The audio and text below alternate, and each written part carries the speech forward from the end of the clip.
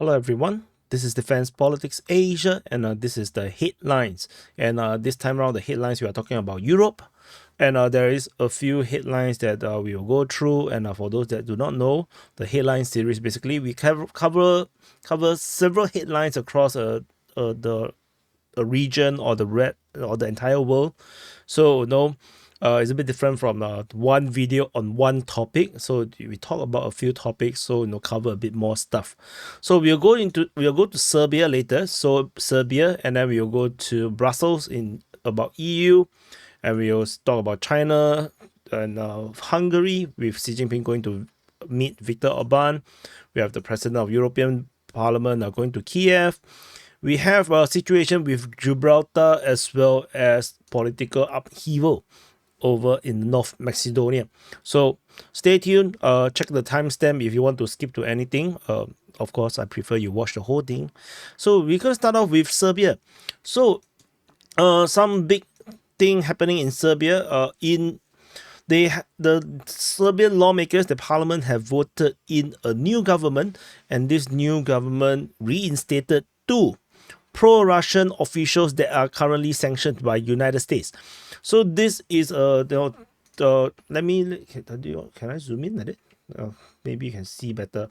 Yeah, they basically zoom in. They basically reinstated two pro-Russian officials, and this includes a former intel chief, Alexander Vulin, that had made several trips to Russia in recent months, and there's also as one of the several vice premier, along with Nenad Popovic, which is another Russia supporter that has faced U.S. sanctions. The foreign minister of the previous government, Ivica Zavzic, is also a pro-Russian politician, will be in charge of the Interior Ministry. And at this moment, the Vucevic, the new prime minister, reiterates that Belgrade, Serbia, does not intend to impose sanctions on Russia, and it cannot and will not give up its friendship with Russia. Integration into EU remains a strategic goal, which means that Russia is more important than EU, and there is no giving up of Russia or sacrificing Russia with the aim of joining the EU. So that's basically the blunt way to put it. So whatever this is the nice way to put it. And they added that the best possible ties with the US is also in Serbia's interest, which means that Russia is number one, EU is number two, United States is number three. So basically, this is the position of Serbia, and I think it makes perfect sense. But of course, they did not burn bridges, not like Ukraine. Ukraine like to burn bridges, and so that's a bit stupid and makes diplomacy really hard to play. So I think Serbia is doing really well in terms of its diplomacy. So we go on to the next news, which is over in Brussels. So the EU has now reached a tentative plan on how to take money from the frozen Russian assets that's currently stuck in Belgium, to give it to Ukraine. 27 EU ambassadors have an agreement right now, which is now announced by Belgium. So which Belgium actually holds most of these frozen assets, and after weeks they decided that they are able to free up 3 billion euros or 3.2 billion US dollars for Kyiv every year, and 90% of this could be used to spend on ammunition and other military equipment. What this means is that the money will actually go back to United States or to the European Union, because Kyiv would have to spend this money, right? They want to buy the ammunition and military equipment, and where are they going to buy it?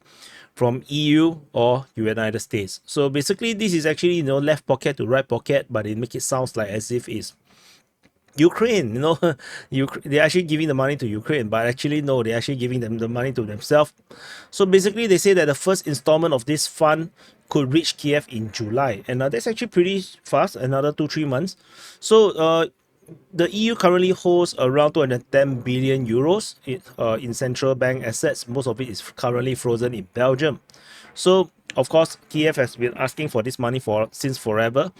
So, but because a small group of the member states, especially Hungary, refused to supply weapons to Ukraine, so currently there will be special safeguard in this deal, which allows 10% of the funds be considered general aid, which is also why, in terms of the breakdown, they say that 90% could be spent on ammunition and military equipments. Of course, we all know that it's not going to be that case. Maybe 50%, and another few, 10, 20, 30% for the big guy, right? So however, this is still not a confirmed thing. The member states still need to officially endorse this ambassador's agreement. So this is the situation over at the Brussels with the frozen assets of Russia. The next big thing, of course, is Xi Jinping's visit to Hungary, and they celebrated a new era with Viktor Orban. And Hungary is, of course, the most rebellious member within the EU, and of course, Xi Jinping find that very welcoming, because Hungary do not lecture China on what to do and how to do their foreign policies. They do not know Hungary do not force China to call Russia to stop attacking Ukraine. And of course, this makes Hungary a very good friend of China. So Xi Jinping's trip also marks 75 years of diplomatic relationship between Hungary and China. And Xi Jinping, before he arrived, he wrote this comment. He said that China and Hungary gone through hardships together, and they had defied power politics together amidst volatile international situations, and their bilateral relationship is at its best in history, and they have now embarked on the golden voyage. And on this new journey of the new era, China looks forward to working closely with the Hungarian friends. So some of this, so according to the article, some experts say that this is actually a good example for EU on how China wants EU to have its relationship with China. And of course, it's basically stop lecturing China what to do. Then just welcome China with open arms with no question asked. So that's of course what China wants. So Hungary, as I mentioned in the previous video, I've done why China chose the 3 countries to visit. Do check out that video. I have already mentioned more about why Hungary is one of these countries, because it is the most rebellious one and the one with the best relationship with Russia. So the next big news, of course, is Europe Day. So instead of Victory Day, Ukraine has decided to not celebrate Victory Day, and they decided to only celebrate Europe Day. For whatever reason, it is on the same day as Victory Day. So the president of the European Parliament visits Kyiv on Kyiv Day, or Ukraine Day. It's not Europe Day. I don't know. I think it went the other way around. I think if it's Europe Day, it should be Ukrainian leader go to Europe, go to Brussels or something. But this goes the other way around. Europe visits Ukraine, so it should be called Ukraine Day. Anyway, Roberta Metsola, this pretty girl over here, spoke at this international summits of city and regions in Ukraine, and then in her speech, she promised to make Ukraine the full-fledged member of the European Union. He said that the European Union and the European Parliament stands ready to help, and they will come back together because Ukraine is Europe and Europe is Ukraine. I don't know. It sounds a bit like Serbia is Kosovo and Kosovo is Serbia. Like, I don't know. It sounds weird. Like, how is Ukraine is Europe and Europe is Ukraine? That makes no sense. Like, Europe is Europe and Ukraine is part of Europe. That makes more sense. Whatever it is. So anyway, so Ukraine have conquered Europe. You heard it. You heard this first. And of course, the next news is going to be the other one. MPs warned. This is a Gibraltar situation. So the MPs of the United Kingdom, basically they have basically studied the situation with the Brexit and of its effect on Gibraltar. The problem with Gibraltar is that it's a very, very small little place. Just a very small little place, in Spain, south of Spain. And of course, this little outpost has been part of the UK for a very, very long time, since 1713, after the Treaty of Utrecht. as part of compensation for the British to withdraw from the War of Spanish Succession. So they have this piece of little stone or rock since forever.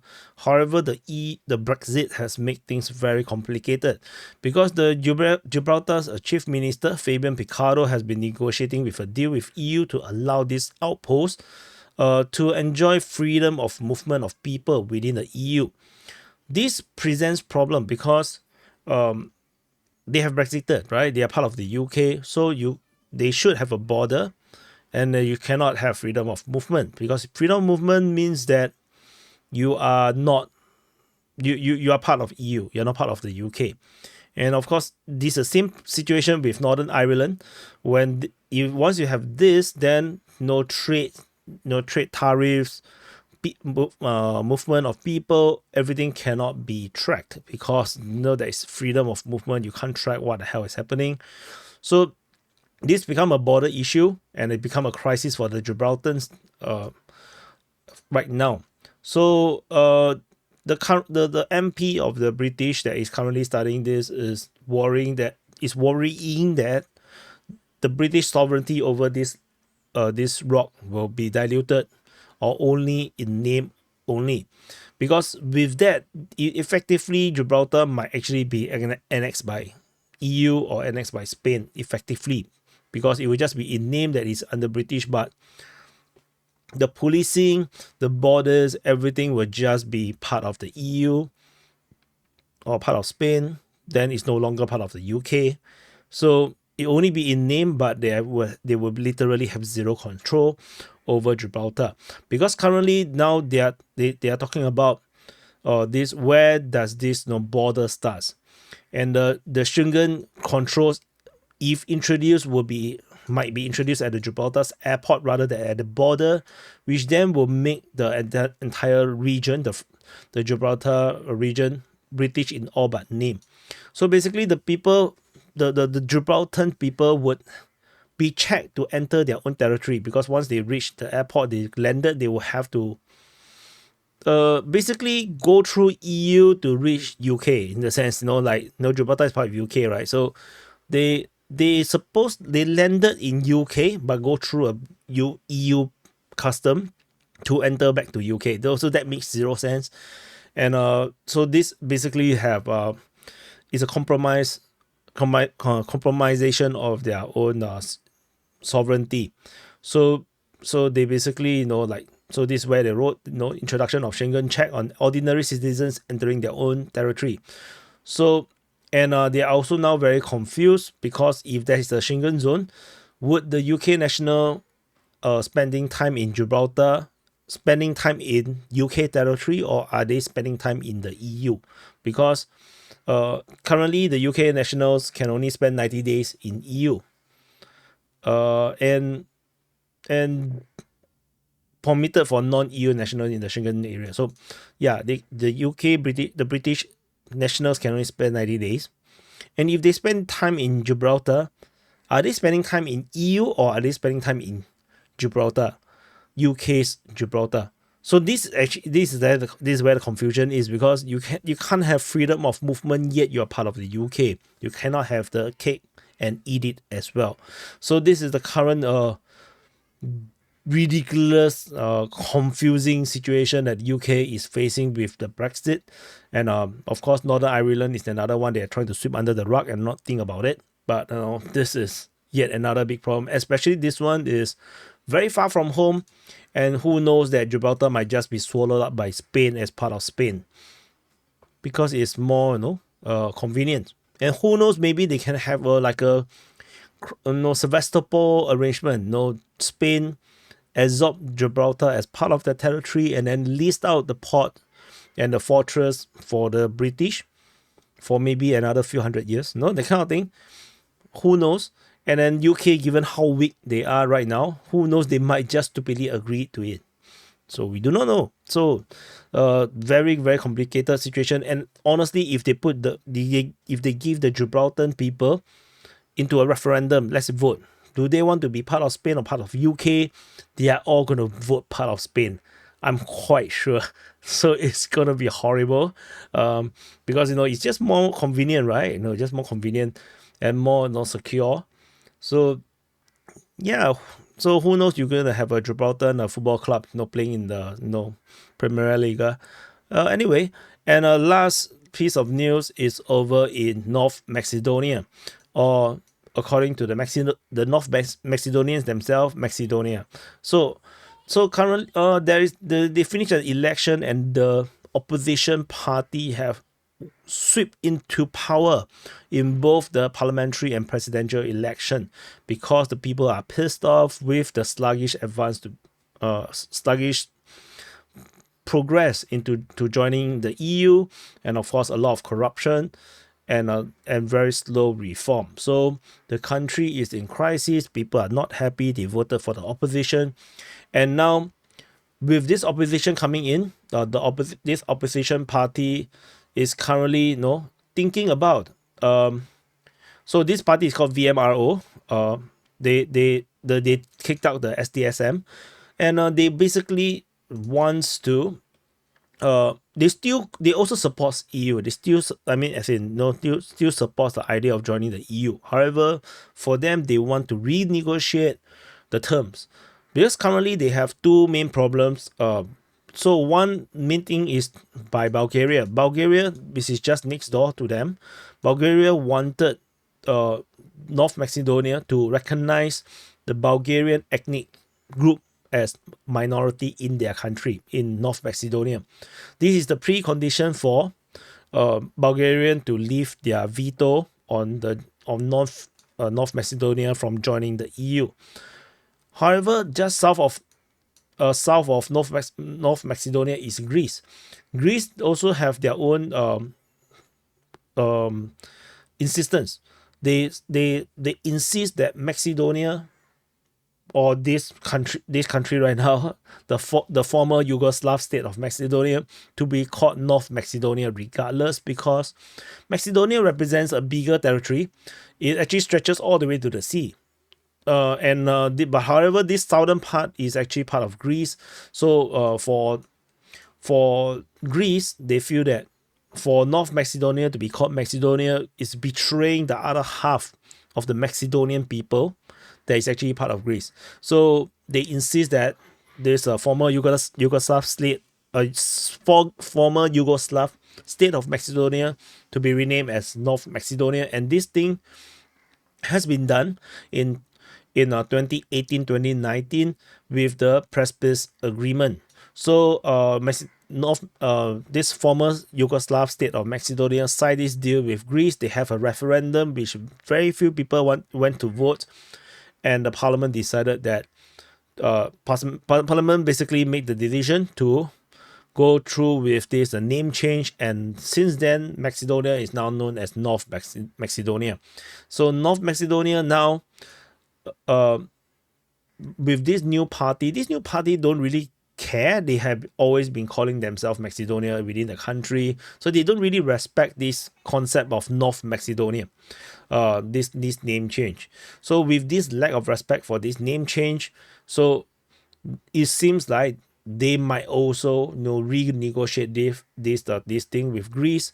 So they may renegotiate both Bulgaria and Greece concerns, and which makes the bid to join the EU rather complicated, or probably even impossible.